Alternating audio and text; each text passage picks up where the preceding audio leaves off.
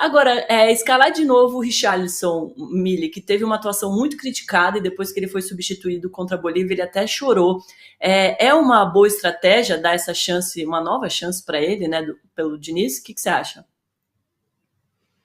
Eu acho que emocionalmente é a coisa certa a se fazer, sim. Se o Diniz acredita que o Richarlison pode ser um protagonista nesse novo ciclo da seleção, eu acho que é isso mesmo que ele tem que fazer, porque ele foi muito insensível tirando o Richarlison no momento em que ele tirou, né? Ele perde um gol e aí o Diniz tira ele, e fica evidente assim que as coisas estavam ou estariam relacionadas, né?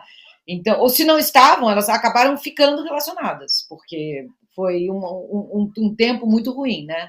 Então, eu acho que é isso mesmo que deveria ser feito. Acho que é começo de trabalho. Acho que é um jogador que a gente sabe a capacidade técnica do Richarlison. Não vem bem, não vem bem. Ainda assim foi convocado porque o Diniz vê nele algumas coisas que talvez possam ser trabalhadas, né? O Diniz é esse cara do homem a homem, do vem aqui, senta aqui, vamos conversar. O que está acontecendo? Eu confio em você. Então, sim, eu faria isso, exatamente isso. Coloca lá o Richarlison. Agora, Thiago, aqui as pessoas, né, já fizeram tatuagem pro Diniz na seleção, assim. Muita gente se empolgou depois desse primeiro jogo, de como o Diniz montou o time, teve a preleção dele que fez muito sucesso também por aqui, com aquela empolgação toda, que eu achei muito legal, mas aí já começaram a falar, não, que ele tem que ficar até a Copa, quem é Ancelotti? Queria saber como é que foi a repercussão aí na Espanha e como é que tá essa história com o Ancelotti? Pois é, a seleção brasileira é aquela coisa, né? Ninguém se importa, mas todo mundo dá palpite, né? Ninguém tá nem aí para a seleção brasileira, mas de repente, depois de um jogo, tá todo mundo falando do assunto, né? Aqui a repercussão demorou um pouco para chegar, porque pela primeira vez, eu me arriscaria a dizer, em talvez 20 anos, os jogos das eliminatórias sul-americanas não estão sendo transmitidos aqui para a Espanha ao vivo, o que é muito ruim, claro, para quem é sul-americano e quer ver os jogos, mas também para a imprensa daqui que não consegue analisar tanto, né, e ver e acompanhar mais de perto os jogos de seleções importantes, como Brasil, Argentina, Uruguai, enfim.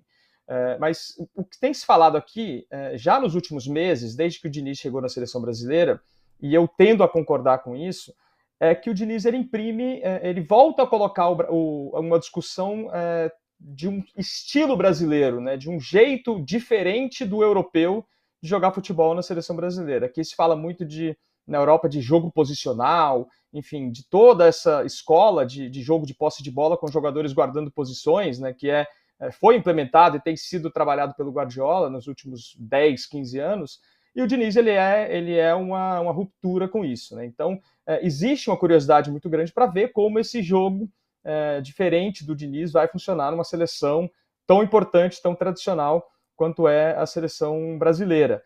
Então existe essa curiosidade, amigos me perguntaram, falaram, como é que tá o Brasil? Onde que eu vejo o jogo do Brasil? Eu tive que falar para eles que não tem transmissão aqui, mas enfim, voltou a existir uma curiosidade sobre a seleção brasileira por como o time joga, o que não acontecia com os treinadores anteriores, né? Não digo nem só com o Tite, mas com treinadores anteriores a ele também. E sobre o Ancelotti, a gente não sabe mais nada porque a gente está naquele momento de suspensão ali, de silêncio, né? Ele não pode falar nada porque ele tem contrato com o Real Madrid. A própria CBF já não está falando mais nada porque agora ganha esse discurso de que o Diniz é o técnico e não vão falar de outro enquanto ele não tiver. Então, por enquanto, pelo menos aqui, existe um parênteses na história do Ancelotti, que a gente já vamos ver se vai ser retomado ou não, né? Mas por enquanto deixou de ser assunto totalmente o Ancelotti na seleção brasileira. O que existe é essa curiosidade sobre um Brasil que volta a jogar com um certo estilo não tão europeu. Ô, Thiago, e por que não estão transmitindo os jogos ao vivo mais? Boa pergunta. Eu achei que com a grande quantidade, com a grande oferta de streaming, de televisões a cabo, de pacotes, enfim, que eles iam encontrar uma maneira de transmitir. Pelo menos a primeira rodada, as duas primeiras rodadas, né, não foram transmitidas. Antes, esses jogos eram transmitidos em TV aberta. Eu lembro na Copa de 2018, todo o ciclo da Copa de 2018, eu sei porque eu era um dos comentaristas dos jogos da seleção brasileira, das eliminatórias, em TV aberta para a Espanha inteira, e agora não se transmite mais. Imagino que a Conmebol tenha pedido uma quantidade muito alta, né? Tenha colocado valores muito altos na retransmissão, nas transmissões dos jogos, e o horário aqui não ajuda, né? O jogo do Brasil hoje, por exemplo, vai ser às 4 da manhã, o horário não ajuda nem um pouco. Acho que fazendo essa equação aí, acabou não atraindo ninguém.